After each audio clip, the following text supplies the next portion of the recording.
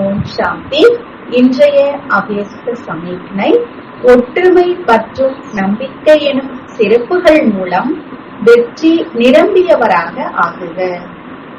ஒற்றுமைக்கு 2 ஆதாரங்கள் உள்ளன. ஒன்று நம்பிக்கை, அதாவது விசுவாசம். இரண்டாவது அன்பு. ஒருபோதும் ஒருவர் மற்றவர் மீது வைக்கும் விசுவாசம் குறையக்கூடாது. ஒருவர் சொன்னார், இன்னொருவர் ஏற்றுக்கொண்டார் என்று இருக்க வேண்டும். இதுதான் ஒற்றுமை என்ற நூலில் கோர்க்கப்பட்டு இருப்பதற்கான விதியாகும். மனதின் பரஸ்பர அன்பு அருகில் கொண்டு வருகிறது. எப்படி பாபாவிடம் அனைவருக்கும் அன்பு உள்ளதோ அதுபோல் பரிவாரத்தின் மீது கூட மனதின் உண்மையான அன்பு இருக்க வேண்டும்.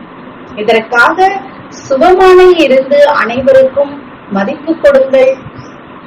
ஓம் சாந்தி.